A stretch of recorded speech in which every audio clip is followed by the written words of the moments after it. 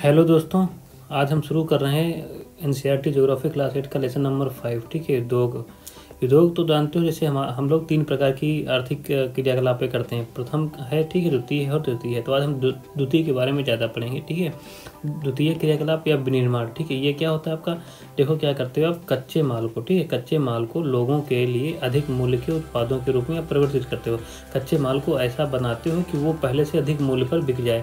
जैसे आपने कृषि कार्य का मान लीजिए, कोई आपका क्या लाया, आप कोई पेड़ काटा, फिर क्या करोगे, उसको फर्नीचर में कन्वर्ट करोगे, कुर्सी बनाओगे, मेज बनाओगे और अन्य चीज़ें बनाओगे और उसको बेच दोगे। जितने में आपने एक पेड़ को खरीदा था उससे ज़्यादा उसको मूल्य पे बेचोगे। मतलब कच्चे माल को आपने पेड़, एक कृषि आधारित कच्चे माल था आपका पेड़, उस पेड़ को आपने लिया, उसको परिवर्तित किया और अधिक मूल्य पे बेच दिया। ये होता है आपका विनिर्माण उद्योग। ठीक है, द्वितीय क्रियाकलाप। तो इसमें उद्योग धंधे सारे इसमें ज़्यादातर आते हैं। ठीक है। तो उद्योग का संबंध आर्थिक गतिविधि से है, जो कि वस्तुओं के उत्पादन, खनिजों के निष्कर्षण अथवा सेवाओं की व्यवस्था से संबंधित होता है। ठीक है। जैसे इस प्रकार से लोहा और इस्पात का उद्योग देखो, ठीक है, वस्तुओं के उत्पादन से संबंधित है। कोयला खनन उद्योग कोयले को धरती से निकालने से संबंधित है तथा पर्यटन सेवा देने से संबंधित है ना। पर्यटन का जो उद्योग है वो सेवा देने से संबंधित है। तो फिर आ जाता है, फिर ये उद्योग इतने हो गए, फिर उद्योगों का वर्गीकरण करना, अर्थात इसका वर्गीकरण कैसे होगा। तो दोस्तों, जो उद्योग हैं उनका वर्गीकरण तीन प्रकार से किया गया। ठीक है, तीन चीज़ें हैं जिनके आधार पर किया गया। नंबर 1 आपका कच्चा माल, ठीक है, नंबर 2 आपका आकार, नंबर 3 आपका स्वामित्व। तो तीन के आधार पर इनका किया गया है। अब कच्चे माल पे भी आपको उद्योग का आधार जो है वर्गीकरण तीन आधार पे किया। कच्चा माल हो गया तो इसका भी नंबर 1 आपका खनिज आधारित नहीं, इसको देखिए, नंबर 1 जो है कृषि के आधारित पे, नंबर 2 आपको खनिज पे मिलेगा, आपको नंबर 3 क्या मिलेगा, समुद्र पे, और नंबर 4 क्या मिलेगा, वन आधारित। तो मतलब कच्चे माल पे भी जो है आपका उसका आगे आपका किया गया वर्गीकरण कितने आधार पे, 4 आधारों पे। ठीक है। तो आप देखिए कृषि क्या है, आपके कृषि के आधार पर मतलब जो उद्योग कृषि का कच्चा माल, मतलब कृषि से जो चीज़ें उत्पन्न होती है उनको सीधे अपने कच्चे माल के रूप में इस्तेमाल करते हैं, तो उनको हम कहते हैं कृषि पर आधारित उद्योग। जैसे इसमें क्या है, आपका खाद्य संसाधन है, ठीक है, खाद्य संसाधन है, वनस्पति तेल का हो गया, ठीक, फैक्ट्री जो आपकी लगी हुई है, सूती वस्त्र का, ठीक है, डेयरी उत्पाद हो गया, चर्म उद्योग हो गया, ये सब कृषि आधारित उद्योग हैं। ठीक है। फिर दूसरा नंबर आ गया, क्या आ गया, दूसरा नंबर आपका गया खनिज आधारित उद्योग। तो खनिज आधारित उद्योग दोस्तों जो होते हैं, जैसे आपके खनिज क्या होते हैं, ठीक है, जितने भी धरती में आपके भूमि में खनिज पदार्थ हैं उनको निकालते हैं। ठीक है, वो जो उस पर जो उद्योग आधारित है उनको खनिज उद्योग आधारित कहते हैं। चाहे वो कोयला हो, चाहे लोहा हो, चाहे इस्पात हो, चाहे मैंगनीज हो, सब क्या है, खनिज आधारित उद्योग हैं। ठीक है। तो इन ना उद्योगों के उत्पाद अन्य उद्योगों का पोषण करते हैं। भाई देखो, खनिज उद्योग क्या करते हैं ना, अन्य उद्योगों का भी पोषण करते हैं, मतलब अन्य उद्योगों के लिए भी कच्चे माल का काम करते हैं। ठीक है। जैसे आपने लोहा निकाला, फिर लोहा अन्य उद्योगों के लिए, देखो कृषि में भी हल बनता है। ठीक है। तो देखो, अब जैसे रेल उद्योग है तो उसमें आपके डिब्बे बनते हैं, पटरियाँ रेल की मतलब लोहे की बनती। तो मतलब ये जो खनिज उद्योग है ना, तो ये क्या करता है, अन्य उद्योगों के लिए भी क्या करता है, आपका अन्य उद्योगों के लिए भी पोषण करते हैं। और अयस्क से निर्मित लोहा खनिज आधारित उद्योग का उत्पाद है। ठीक है। और यह कई अन्य उत्पादों के विनिर्माण के लिए कच्चे माल का के रूप में प्रयोग किया जाता है। जैसे लोहा है ना आपका, एक खनिज उद्योग है, तो ये जो लोहा हम निकालते हैं इससे, खनिज उद्योग में जो लोहा आता है, लोहा का उद्योग, लोहा इससे हम जो निकालते हैं, जो निर्मित होता है, वही लोहा अन्य उद्योगों के लिए कच्चे का माल का प्रयोग करते हैं। जैसे आपके लोहे सब की भारी मशीनें बनती हैं, भवन निर्माण की सामग्रियाँ बनती हैं, तथा रेल के डिब्बे बनते हैं। अगर ये लोहा ना हो तो रेल के डिब्बे के लिए कच्चा माल कौन है, लोहा है, उस लोहा से डिब्बा बना है। जैसे भवन निर्माण की देखो बड़ी बड़ी मशीनें आती हैं, जैसे ड्रिलिंग मशीन हो गई, ठीक है, मिक्सचर मशीन हो गई, तो लोहे की बनी। अगर लोहा ना होगा तो मशीन नहीं बनेगी, जब मशीन नहीं बनेगी तो हम कैसे क्या करेंगे, मिक्सचर कैसे करेंगे। ठीक है। तो वो चीज़ें हैं आपका, तो लोहा इन उद्योगों के लिए क्या कर रहा है, कच्चे माल का काम कर रहा है। ठीक है। तो इसी प्रकार आपके समुद्र आधारित उद्योग, तो जैसे समुद्रों से जो चीज़ें हमें प्राप्त होती हैं उन पर जो उद्योग आधारित हमने समुद्र आधारित उद्योग कहते हैं। जैसे आपके समुद्री खाद्य प्रसंस्करण, ठीक है, मत्स्य तेल निर्माण, ठीक है, ये इसके समुद्र पे आधारित उद्योग हैं। फिर वन, ठीक है, अब देखिए वन आधारित उद्योग, तो वन आधारित उद्योग कौन से हैं, समुद्र आधारित आपने देख लिया। ठीक है, समुद्र आधारित उद्योग कौन से हैं, ये एक दो उदाहरण दिए हैं, वो ध्यान रखना। फिर वन आधारित वो उद्योग धंधे जिनको हम, जो हमारे वन से जो संपत्तियां मिलती हैं, वन से जो पदार्थ मिलते हैं उन पर आधारित है। जैसे आप कागज़ बनाते हो, लुगदी बनाते हो ना, तो बांस से बनता है। ठीक है। तो आपका वही कागज़ पेड़ पौधों से ही बनता है। औषधियाँ आपकी पेड़ पौधों से ही बनती हैं ज़्यादातर। ठीक है।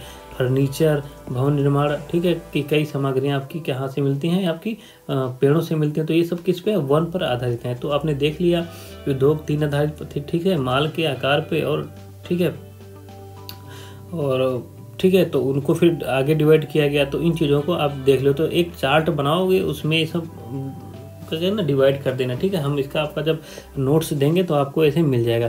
फिर देखिए आकार पे भी 3 तरीके से है, ठीक है। आकार मतलब तीन चीज़ों के आधार पर आकार से डिवाइड किया गया। नंबर क्या है आपका, निवेश। क्या है आपका, निवेश की उस उद्योग में कितनी आप पूंजी निवेश कर रहे हो वो उसका आकार डिसाइड करेगा। फिर उसमें कितने लोग परमानेंट नियोजित रूप से मतलब परमानेंट रूप से उसमें कार्य कर रहे हैं वो उसका आकार डिसाइड करेगा। फिर उस कितनी मतलब आप उत्पादन क्षमता कितनी है उस फैक्ट्री की, उस उद्योग की, तो वो उसका आकार निश्चित करेगा। तो इसके इन तीनों चीज़ों को मिलाकर इनको 2 भागों में बांटा गया है, ठीक है। 2 भागों में बांटा गया, एक है बृहत उद्योग और एक है लघु उद्योग, ठीक है। आगे भी हमने इसको 2 भागों में बांट दिया, मतलब आकार डिसाइड करोगे 3 चीज़ों पर, उसके आधार पर इसको हमने बांटा 2 चीज़ों में, ठीक है। एक लघु उद्योग, एक बृहद उद्योग, मतलब एक छोटा उद्योग एक बड़ा उद्योग। देखो छोटे उद्योग में जैसे आपके आते हैं कुटीर उद्योग, क्या जाते हैं आपके कुटीर या घरेलू छोटे पैमाने के उद्योग होते हैं ना, जिसमें दस्तकारों के द्वारा उत्पादों का निर्माण हाथ से होता है। जैसे टोकरी बनाना हो गया, क्या हो गया आपका, जैसे आपका ये हो गया टोकरी बुनाई हो गई, मिट्टी के बर्तन बनाना हो गया, अन्य हस्त निर्मित जो वस्तुएं होती हैं वो कुटीर उद्योग में आ जाती हैं, ठीक है। और जैसे बड़े पैमाने पर देखा जाए तो बड़े पैमाने के उद्योग जो बड़ी मात्रा में वस्तुओं का उत्पादन करते हैं उनकी तुलना में छोटे पैमाने के उद्योग कम पूंजी लेते हैं और प्रौद्योगिकी का उपयोग ठीक करते हैं, ठीक है। जैसे बड़े पैमाने के उद्योग वो होते हैं वो बड़ी पूंजी भी लेते हैं और छोटे उद्योगों के आधार पर ज़्यादा वो उनमें प्रौद्योगिकी भी, कौशल की, टेक्नोलॉजी की भी आवश्यकता होती है, तो बड़े पैमाने के उद्योग है, ठीक है। बड़े पैमानों में, ठीक है, उच्च स्तरीय आपकी टेक्नोलॉजी लगती है ना, प्रौद्योगिकी लगती है। अब जैसे हो गया इसमें रेशम बुनाई, ठीक है, तो ये रेशम बुनाई हो गया या खाद्य प्रक्रमण हो गया, ये सब लघु पैमाने के हैं, ठीक है। लेकिन जैसे ऑटोमोबाइल हो गया, अभी रेशम बुनाई के लिए तो घर में भी छोटी मोटी इन्वेस्टमेंट करके तो बना सकते हैं। खाद्य प्रक्रमण हो गया, ठीक है, जो लघु पैमाने के हैं। लेकिन आपको ऑटोमोबाइल फैक्ट्री लगाना है या बाहरी मशीनों को बनाना है तो आपको बड़े पैमाने पर आपका इन्वेस्टमेंट होगा, तो उसमें पैसा लगाओगे, ठीक। उसके लिए फिर मशीनें होनी चाहिए, ठीक है, फिर ज़मीन भी होनी चाहिए, मतलब काफ़ी चीज़ें ज़रूरत होती है। तो ये बड़े पैमाने के उद्योग हो गए। तो आकार आपका डिसाइड होता है 3 चीज़ों पर, आपने देख लिया मेन चीज़ें हैं, निवेश, ठीक, उत्पादन और नियोजित लोगों की संख्या, ठीक है। उसके आधार पर उद्योग 2 प्रकार के होते हैं, ठीक है, मतलब 3 प्रकार के होते हैं मान लीजिए, ठीक है। एक होता है लघु, एक होता है मेन चीज़ ना लघु और बृहत होता है, लघु में एक और कर दिया जाता है कुटीर जो ज़्यादा है, ठीक है। तो ये चीज़ें होती हैं आपकी, क्लियर हो गया। फिर स्वामित्व के आधार पर भी उद्योग जो तुम्हारे होते हैं 3 प्रकार के। जैसे आपका स्वामित्व के आधार पर पहला तो आपका हो गया निजी, क्या हो गया आपका निजी। दूसरा क्या हो गया आपका राज्य स्वामित्व, जो राज्य या सार्वजनिक कह लीजिए। तीसरा हो गया संयुक्त, जिसमें मतलब राज्य भी शामिल हो, निजी व्यक्ति भी शामिल हो। और एक और होता है जिसे सहकारी, मतलब ये मतलब सहकारी प्रमाण ना होके, ठीक है, एक्स्ट्रा मेन 3 होते हैं। चौथा एक सहकारी होता है। सहकारी मतलब इसमें क्या कहते हैं ना, एक जैसे आप गन्ना समिति जो ना इस सहकारी क्षेत्र में आती है, ठीक है, तो वर्गीकृत किया जा सकता है। तो निजी क्षेत्र के उद्योग में स्वामित्व संचालन जो एक व्यक्ति के हाथों द्वारा होता है, तो एक प्राइवेट समूह के द्वारा होता है, ठीक है। एक व्यक्ति होगा, कई व्यक्ति मिलकर करेंगे, ठीक है। और सार्वजनिक जो होता है वो एकदम मतलब सरकारी होता है, मतलब राज्य उसके देश की सरकार ही उसको चलाती है, ठीक है। जैसे आपका हिंदुस्तान एरोनॉटिक्स लिमिटेड हो गया, स्टील अथॉरिटी ऑफ इंडिया हो गया। और संयुक्त क्षेत्र के उद्योग क्या होते हैं, जिसमें आपकी सरकारी भी मतलब राज्य भी होता है, अपना देश भी शामिल होता है और कोई प्राइवेट मेंबर भी होता है ना। स्वामित्व ना, ठीक है, कौन होता है संयुक्त में, स्वामित्व संचालन राज्यों और व्यक्तियों अथवा व्यक्तियों के समूह द्वारा होता है। जैसे मारुति उद्योग लिमिटेड, ये संयुक्त है, क्या आपका संयुक्त है, ठीक है। इसमें सरकारी और प्राइवेट दोनों का हाथ इसमें बराबर बराबर रहता है, ठीक है। उसके बाद देखिए सहकारी क्षेत्र के उद्योग का स्वामित्व और संचालन कच्चे माल के उत्पादकों या पूर्तिकारों, कामगारों अथवा दोनों द्वारा होता है। आनंद मिल्क यूनियन, ठीक है, लिमिटेड एवं सुधा डेयरी सहकारी उपक्रम के उत्तम उदाहरण है। देखो सहकारी क्या होते हैं, मतलब ये भी एक आपस में सहायता करते हैं, ठीक है। मतलब जैसे अमूल डेयरी आपकी चल रही है तो सहकारी है, तो कई लोग जो अपनी मतलब जैसे आपके पास 50 गायें हैं, हमारे पास 50 गायें हैं, तो हम दोनों मिलके, ठीक है, बराबर मतलब जितना भी हमारे पास दूध है जितना आपके पास दूध है तो मिला के एक मैंने डेयरी डाल दी, ठीक है। उसमें हम लोग अपने गायों का दूध मिला के बेचते हैं, फिर प्रॉफिट को अपने में जितना दूध मिलाते हैं, जितनी मेहनत करते हैं उसके अनुसार शेयर कर लेते हैं, मतलब बांट लेते हैं, तो वो सहकारी उद्योग हो जाते हैं, ठीक है। मतलब अब मान लो कोई अन्य व्यक्ति जिसके पास गाय नहीं, वो भी हम लोगों से मिला है, अब हम लोग अपना दूध देते हैं और बाकी का फैक्ट्री में जो काम कर लिया और बाकी वो दूध क्या करता है मार्केट में सप्लाई कर देता है, तो वो भी हमारा हिस्सेदार हो गया। तो ये हो गया है सहकारी, इसमें मतलब आपस में लोग मतलब समूह बना के काम कर, जैसे अभी समूह संचालन लोग गाँव में आके समूह खुलवाते हैं, तो वो एक मतलब इसी चीज़ पर सहकारी चीज़ पर ही आपका आधारित रहता है, ठीक है। तो ये हो गया आपका। उसके बाद देखिए उद्योगों की अवशिष्ट और को प्रभावित करने वाले कारण, तो अवस्थिति क्या होती है? अवस्थिति जो होती है मतलब स्थापित करने वाली, ठीक है। उद्योग स्थापित कहाँ पर किए जाएँ, मतलब फैक्ट्रियाँ कहाँ पर खोली जाएँ, तो उन चीज़ों को कौन सी चीज़ प्रभावित करती है। तो इसके सबसे पहले आप देखोगे कौन सी चीज़, आप बस ये एक चार्ट है, आप देख लीजिए। अगर कोई उद्योग आप खोलना चाहते हो कहीं पर, ठीक, कोई फैक्ट्री कहीं पर खोलना, तो जो आप सबसे पहली चीज़ देखोगे कि वहाँ पर आपका जो कच्चा माल मिल रहा है ढंग से कि नहीं मिल रहा है। क्या देखोगे? कच्चा माल नंबर 1 पे आपका डिसाइड करता है। कच्चा माल अगर वहाँ पर आसानी से मिल रहा तो आप फैक्ट्री खोल सकते हो, क्योंकि किसी फैक्ट्री को, जैसे मान लो आप सूती वस्त्र मतलब कपड़े बनाने का उद्योग खोलना चाहते हो, अगर वहाँ पर कपास नहीं हो रहा सही ढंग से, कपास आपको लाना पड़ रहा है 4000 किलोमीटर से दूर, तो आपका कितना किराया बैठेगा, तो वहाँ पर कैसे खोल सकते हो फैक्ट्री। वहीं पर एक कच्चा माल मतलब सूती वस्त्र बनाने की अगर फैक्ट्री खोलना, तो जहाँ पर कपास हो रहा होगा नज़दीक, तो वहीं पर एक कच्चा माल। उसके बाद कच्चे माल के बाद वही कच्चा माल मिल के अब काम करने के लिए आपको क्या चाहिए? लोग चाहिए। तो दूसरे नंबर पे आप मतलब मजदूर आपको मिल जाए, वहाँ पर काम करने वाले लोग मिल जाए। अब कहीं पर मतलब हिमालय पे खोल दिया जाए कि कोई उद्योग, वहाँ पर आदमी नहीं मिल पा रहे काम करने के लिए, तो कैसे काम चलेगा, ठीक। पहले तो कच्चा माल, दूसरे नंबर पे ये। फिर सबसे पहले देखा जाता है, फिर क्या देखा जाता है, ठीक है, आपके पास क्या होना चाहिए। फिर उसको कच्चा माल हो गया, श्रम हो गया, तो आपको बेचने के लिए क्या होना चाहिए आपकी, ठीक है, बाज़ार, मतलब बाज़ार होना चाहिए, ठीक है। तभी तो मतलब ये 3 चीज़ें हो गई। फिर जब आप उद्योग सोचना चाहते हो, तो सबसे पहले तो आपके पास क्या होना चाहिए? पूंजी होनी चाहिए। क्या होनी चाहिए आपके पास? पूंजी। तो आपके पास होनी ही चाहिए। फिर मतलब बेसिक चीज़ें, जब पूंजी नहीं होगी तो आप कच्चा माल न ढूंढोगे, न श्रम ढूंढोगे और न बाजार ढूंढोगे। तो पहले पूंजी तो मतलब ये तो मतलब नेसेसरी है, ठीक है। जो मतलब जब हम जहाँ पर फैक्ट्री लगाते हैं, उसके लिए आपको मेन चीज़ है स्थान। कच्चा माल मिल रहा होगा, वहीं पर फैक्ट्री लगाओगे, और अच्छे से मजदूर मिल रहे हैं तो वहाँ पर फैक्ट्री लगा दो। अगर वहाँ से आने जाने का बाजार और परिवहन, ये मतलब 4 चीज़ें हैं, तो आप वहाँ पर, ठीक है, अपनी फैक्ट्री खोल सकते हो। परिवहन के बाद नंबर 5 पे भूमि, ठीक है। अगर भूमि है, वहाँ पर भूमि मिल रही है, अगर वहाँ पर मिल गई, तो आप वहाँ पर कच्चा माल मतलब क्या कहते हैं, अपनी फैक्ट्री खोल सकते हो। अब फैक्ट्री खोलने के बाद फिर देखते हैं, जैसे तो पूंजी तो आपको लगनी है, ठीक। उसके बाद वहाँ पर अगर जल की सुविधा है, तो जल के द्वारा जैसे फैक्ट्री में जल यूज हो रहा है, तो आसानी से आपको मिल जाएगा, ठीक है। संचार की सुविधा है तो और अच्छा है, ठीक है। विद्युत मिल गई तो आपका मतलब फिर क्या है, कोई दिक्कत नहीं, ज़्यादा दूर से अगर कनेक्शन नहीं करवाना पड़ा।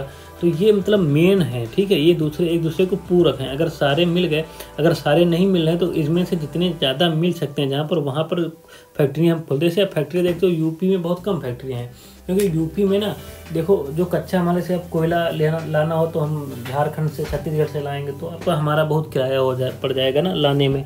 कच्चा माल मतलब कोयला तो आपको तो होना ही चाहिए, ठीक है। इस बार मजदूर तो खैर यूपी में है, लेकिन मतलब कच्चा माल नहीं मिल पाता है, ठीक है। फिर बाज़ार भी है, बस सबसे दिक्कत है कच्चे माल की, इसलिए आप देखते हो यूपी में बहुत कम फैक्ट्रियाँ हैं। और परिवहन की दिक्कत, जैसे ज़्यादातर देखो समुद्र तट पर ज़्यादा बड़ी बड़ी फैक्ट्रियाँ शुरुआत से ही, आपके पुराने इतिहास से उठा के देखो, जैसे मद्रास हुआ, जैसे आपका चेन्नई, जिसको पहले मद्रास, मुंबई, ठीक है, आपका कोलकाता, ठीक है, गुजरात में समुद्र तट, मतलब वहाँ पर जैसे परिवहन बहुत मतलब सरल हो जाता है, आसान हो जाता है। समुद्री परिवहन पीछे पड़े हो कि बड़ा सस्ता पड़ जाता है, कच्चा माल को हो चाहे भेजना या लाना हो, ठीक है, या मतलब जो आप सामान बना रहे हो उसको आयात या निर्यात करना हो, तो समुद्र से परिवहन बड़ा सस्ता पड़ जाता है। इसलिए ये चीज़ें आपकी जहाँ पर आसानी से मिल जाती हैं, वहीं पर फैक्ट्रियाँ बनी हुई हैं, ठीक। तो आप ये सब चीज़ें हैं, इसको देख लोगे तो एक बार हम पढ़ के, ज़रूरत भी नहीं है, आप इसी भाषा में आप लिख देना, ठीक है। तो फिर तंत्र कौन से, औद्योगिक तंत्र कौन से है, तो आपको देखो, तंत्र वो होते हैं, तंत्र मतलब यंत्र, ठीक है। मतलब जिनको आप मतलब शुरू करते हो किसी तंत्र को बनाने, तो औद्योगिक तंत्र में सबसे पहले क्या आता है, आपका निवेश होता है। क्या होता है? निवेश, फिर प्रक्रम होता है, फिर निर्गत। जैसे आपने कृषि कार्य में भी देखा था कि मतलब जैसे पहले तो आप निवेश करोगे, फिर आगे काम चलेगा। प्रक्रम मतलब एक प्रोसेसिंग, जिसको अंग्रेजी में बोलते हैं, ठीक। उसके बाद निर्गत मतलब कुछ निकल आएगा बाहर। जैसे आपने पेड़ काटा, पेड़ को फिर छील छाल के लकड़ी बनाया, फिर अपना फिट किया, कील वगैरह जड़े, फिर आपका मेज बन के तैयार हो गया, ठीक। तो वो निर्गत हो गया। तो ये आपका तंत्र है इसके, ठीक है। तो निवेश में आपका क्या लगता है, कच्चे माल की आवश्यकता होती है, श्रम की, भूमि की लागत, जल की उपलब्धता, परिवहन, विद्युत और अन्य अवसंरचना जो है वो सब निवेश में शामिल है। प्रक्रम में क्या है, कई तरह की क्रियाकलाप शामिल हैं जो कच्चे माल को परिष्कृत माल में परिवर्तित करते हैं। निर्गत जो क्या होता है, अंतिम उत्पाद होता है, और इससे हमारी क्या अर्जित होती है, आय। जब उत्पाद को हम बेचें तो आय हो जाएगा। तो ये 3 प्रक्रम है, इसको ध्यान रखना, कोई बहुत बड़ी बात नहीं है, ठीक है। सूती वस्त्र उद्योग के संदर्भ में कपास, मानव श्रम, कारखाना और परिवहन लागत, ठीक है, निवेश हो सकते हैं। प्रक्रम में उठाई, कटाई, बुनाई, रंगाई और छपाई, ये आपका प्रक्रम हो गया, मतलब कपड़ा तैयार हो गया, ठीक है। फिर कमीज जिसे आप पहनते हैं वह उत्पादन हो गया, ठीक है। फिर औद्योगिक प्रदेश क्या है, ठीक है। औद्योगिक प्रदेश मतलब जहाँ पर उद्योग ज़्यादा मात्रा में होता है उसे हम औद्योगिक प्रदेश बोलते हैं, ठीक है। विकास अच्छा हुआ है उद्योगों का, उसे हम औद्योगिक प्रदेश कहते हैं। जब कई तरह के उद्योग एक दूसरे के निकट स्थित हों और वे अपनी निकटता के लाभ आपस में बांटते हैं। और विश्व के प्रमुख औद्योगिक प्रदेश पूर्वोत्तर अमेरिका, पश्चिम और ठीक है पश्चिमी और मध्य यूरोप में, पूर्वी यूरोप में और पूर्वी एशिया है। तो मेन प्रमुख औद्योगिक प्रदेश कौन से, देखो पूर्वोत्तर अमेरिका है, ठीक है। पूर्वोत्तर तो पूर्व और उत्तर अमेरिका, ठीक है। पश्चिमी और मध्य यूरोप है, ठीक, पश्चिमी और मध्य यूरोप है और पूर्वी भी यूरोप है और पूर्वी एशिया भी है, ठीक है। और मुख्य औद्योगिक प्रदेश अधिकांशतः शीतोष्ण कटिबंध क्षेत्र में पड़ते हैं। शीतोष्ण जान गए ना, कर्क रेखा के ऊपर वाला हिस्सा, ठीक है, ठीक है। अधिकांश शीतोष्ण कटिबंध क्षेत्रों में समुद्री, ठीक है, समुद्री पत्तनों के समीप और विशेष तौर पर कोयला क्षेत्र के निकट स्थित है ना। बताया कच्चा माल जहाँ आसानी से मिल रहा है, ज़्यादा यूज होता है वहाँ पर ज़्यादा, तो कोयला जहाँ पर ज़्यादा, क्योंकि ये ऊर्जा के रूप में होता है भाई आपका, ठीक है। अब कच्चा माल कोयला नहीं मिल रहा तो बताओ कोई फैक्ट्री चल ही नहीं पाएगी, कैसे आप मतलब किसी चीज़ को प्रोसेसिंग करोगे। तो जहाँ पर कोयला ज़्यादातर है वहाँ पर, और ये चीज़ें अपना शीतोष्ण कटिबंध क्षेत्र में और समुद्री पत्तन से वहाँ से आना जाना तो सस्ता पड़ जाता है, ठीक है। समुद्री पत्तनों से ना, पानी वाले वाहन से, परिवहन से, समझ गए, इसलिए वहाँ पर ही उद्योग बने हुए हैं। तो आपका देखो मैप बना हुआ ना, ये आपकी देखो जो ये है, देख रहे हैं ना, ये आपकी जो तो हल्की जो आपका ब्राउन दिख रहा है ना ये चीज़, ठीक है। तो ये दिखा रहा है विश्व औद्योगिक पट्टी, मतलब विश्व औद्योगिक पट्टी कहाँ पर ज़्यादा उद्योग हैं। और ये ब्लैक वाला दिखाएगा आपका औद्योगिक प्रदेश, ठीक है। औद्योगिक प्रदेश कौन से, देखिए अब देखिए दक्षिणी अमेरिका में देखो यहाँ पर औद्योगिक प्रदेश है, दिख रहा है आपको, ठीक है। ये देखो औद्योगिक प्रदेश है यहाँ पर, ठीक है। तो ये कहाँ है आपका, पश्चिम में, ठीक है, पश्चिम में। और ये देखो है, ठीक है, ब्यूनस आयरेस, ये सैंटियागो है, ठीक है, ये ब्यूनस आयरेस है, ठीक है। देखो दक्षिणी पूर्व ब्राज़ील यहाँ पर है, भैया तट है यहाँ पर, ठीक है। लीमा है, दक्षिण अमेरिका में है ना, इक्वाडोर है, बरोटा है, ठीक है, बगोटा है, ठीक है। तो ये आपके प्रदेश हो गए। जैसे यहाँ पर देखो उत्तरी अमेरिका में, ठीक है, आपके मैक्सिको सिटी वगैरह है, ठीक है, गल्फ तट है, ठीक है। ये देखिए आपका एंग्लो अमेरिका बिनवाड़ पट्टी, ठीक है। ये और ये पट्टी है देखो इसी साइड में शीतोष्ण में ना कर्क रेखा, ये आपकी, ठीक है, 0 हो गई, ठीक है। देखिए यहाँ पर ना ये आपकी मकर रेखा हो गई, ठीक है। और ये तीनों है ना, ये और ये, ठीक है, ये कर्क रेखा, ठीक है, ये भूमध्य रेखा और ये क्या कहते हैं, ये मकर रेखा है, भूमध्य रेखा और ये कर्क रेखा, ठीक है। ये मतलब ये और ये जो मतलब डैश डैश में है ये है मकर रेखा, ठीक है।